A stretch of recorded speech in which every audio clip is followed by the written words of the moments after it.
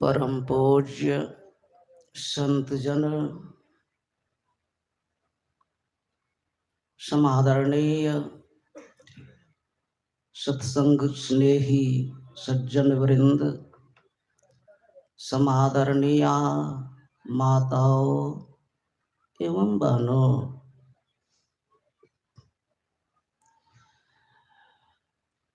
हम लोग अभी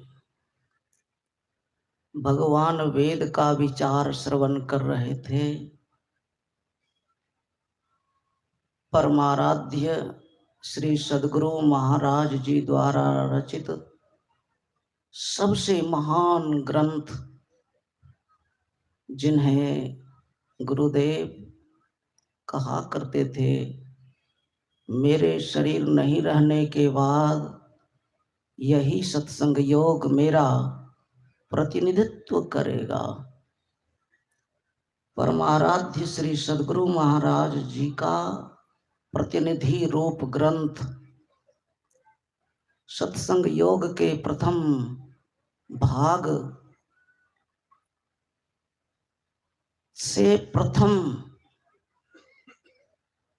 शब्द भगवान वेद का विचार सुन रहे थे।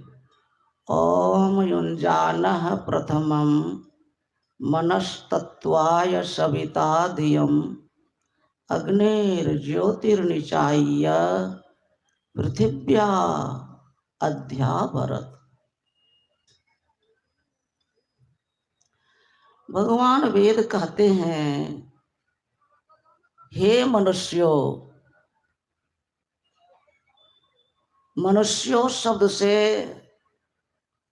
स्पष्ट होता है कि दुनिया में जितने मनुष्य हैं, जो भी अपने को मनुष्य समझ रहे हैं, सबों के लिए भगवान वेद का उपदेश है।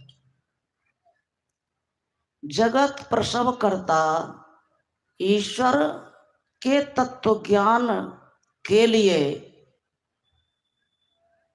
सबसे पहले बुद्धि योग, मानस योग और अग्नि की ज्योतियों के योग की दृढ़ भूमि को अपने अंदर अच्छे प्रकार धारण करें।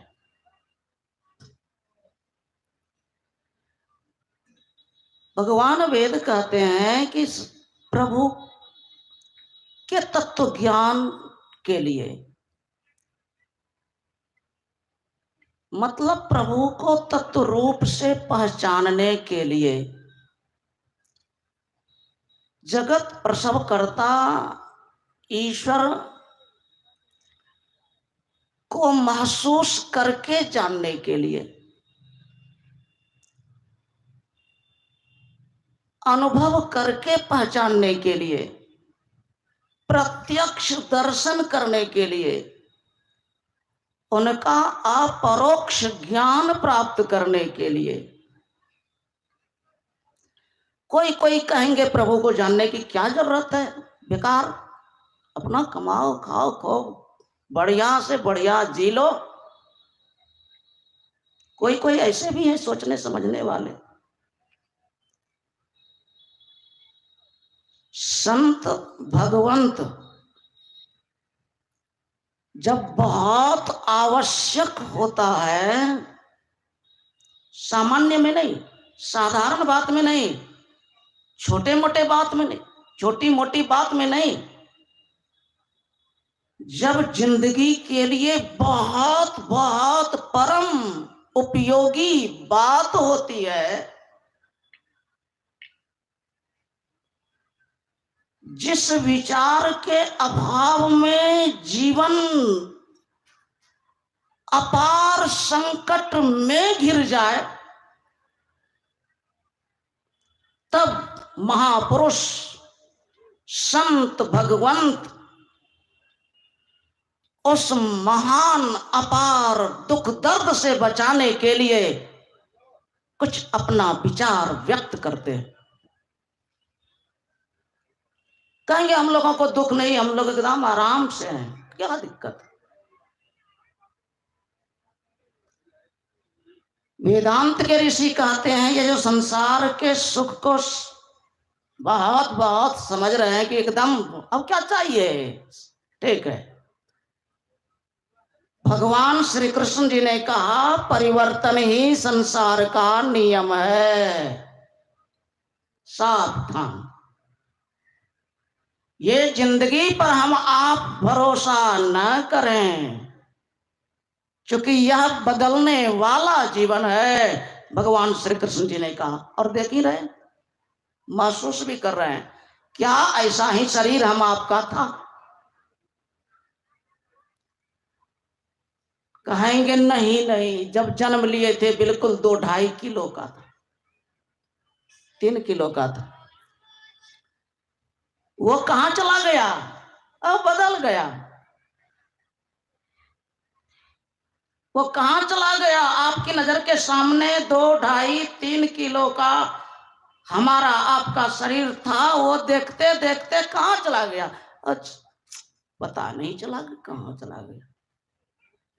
उसी तरह से यह भी वर्तमान का जो जीवन है, कहेंगे पता नहीं कहां चला गया, ये भी रहने वाला नहीं है। संत और भगवंत की वाणी सत्य होती है, सत्य होती है। और फिर इसके बाद बदलेगा तो क्या होगा? बदलेगा तो जरूर। क्या होगा? अभी आप भगवान वेद का विचार सुन रहे थे केनोपनिषद के 2य खंड से। इह चेद वेदी दत्त सत्यमस्ति न चेदिहा वेदीन महति विनष्टि भूतेषु भूतेषु विचित्य धीराः प्रत्यास्मात् लोकात् मृता भवन्ति। ये भी भगवान वेद का विचार है। यदि इस जन्म में ब्रह्म को नहीं जाना, वही ईश्वर ब्रह्म है। राम ब्रह्म परमार्थ रूपा, रामायण कहती है।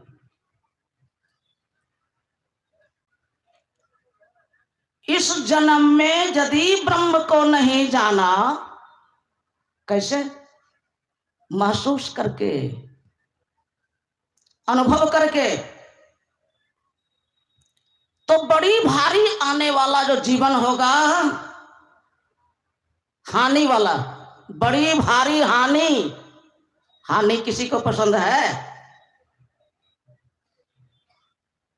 हानि किसी को पसंद नहीं है, चाहे बच्चा हो, जवान हो, बूढ़ा हो, महाराजा हो, महारानी, चाहे कोई नर नारी किसी भी उम्र के हैं। हानि किसी को नहीं चाहिए।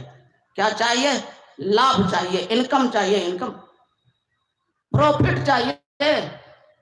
भगवान वेद कहते हैं यदि इस जन्म में ब्रह्म को नहीं जाना तो बड़ी भारी हानि।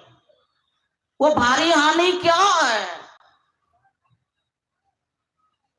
संत सम्राट कबीर साहब जी कहते हैं, 184 भरम के पौ पर अटके आए, अब की पासा ना पड़ा, फिर 84 जाए। यही है 84 जाए, मतलब चिड़िया, मैना, सांप, छुछुंदर, जो अन्य और शरीर है, यहां तक कि प्रेत पिशाच का भी शरीर, मां विद्वान धनवान ब्राह्मण का इकलौता बेटा ब्रह्म को जानने की बात दिल में नहीं लाई, दुनियादारी के आनंद में सब दिन जिया। कौन ये? अरे इससे बड़ा क्या सुख है? इसी ख्याल में रहा, मर करके पिशाच बना। पिशाच श्रीमद् भागवत महापुराण में धुंधकारी नामक एक युवक को, सावधान, प्रभु को तो जानने की जरूरत है ही, क्योंकि हानि नहीं चाहिए और शरीर नहीं चाहिए, एकदम लाभ ही लाभ चाहिए। कम से कम पूंजी बच जाए, कम से कम यह मानव जीवन कम से कम बरकरार रहे पूंजी तो आगे भी करेंगे व्यापार। ये बुद्धिमानी है। इसके लिए भगवान श्री कृष्ण जी ने कहा, नेहा भी कर्मनाशो अस्ति प्रत्यवायोर न विद्यते स्वल्पमप्यस्य धर्मस्य त्रायते महतो भयात्। हे पार्थ, जिन्होंने ब्रह्मवेत्ता संत सदगुरु महाराज जी का प्रभु को प्रत्यक्ष करके जानने का तरीका सीख लिया, फॉर्मूला भेद भजन ले लिया और स्वल्प मात्र भी अपने को इस पर चला लिया, वो महाभय में कभी नहीं जाएगा। वो महाभय से बच जाएगा पार्थ। वो शरीर छोड़ेगा तो डायरेक्ट सीधा स्वर्ग जाएगा। स्वर्ग का विशाल सुख बहुत वर्षों तक उपलब्ध करेगा, फिर वहां से आएगा। मृत्युलोक में आना जाना तो तब तक होगा जब तक कि प्रभु को महसूस करके यह जीव नहीं पहचानेगा।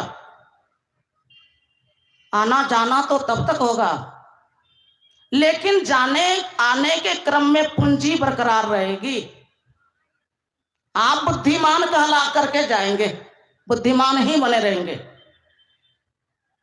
स्वर्ग का विशाल सुख बहुत वर्षों तक उपलब्ध करने के पश्चात वो गुरु भक्त फिर मृत्युलोक आएगा और मानव का शरीर किन्हीं पवित्र श्रीमान कुल खानदान में अथवा श्रेष्ठ जोगी खानदान जहां जन्म लेना बड़ा दुर्लभ है, ऐसे दुर्लभ खानदान में वो गुरु भक्त तब तक मानव का शरीर पाएगा, स्वर्ग का विशाल सुख पाएगा जितने जन्मों में कि अपने ही अंदर में प्रभु को प्रत्यक्ष करके जान करके खुद को परमात्मा नहीं बना लेता, उतने जन्मों तक दोनों हाथ में लड्डू। इसलिए सब बुद्धिमान मनुष्य को चाहिए अपने ही अंदर के प्रभु को पाने का तरीका संत सदगुरु का कल परम पूज्य प्रधान आचार्य बताएंगे, परसों भी बताएंगे, एक भी चूकेंगे नहीं, सब के सब सीखिए। इसी में मानव जीवन की सार्थकता और सफलता है। बोलिए श्री सदगुरु महाराज की जय।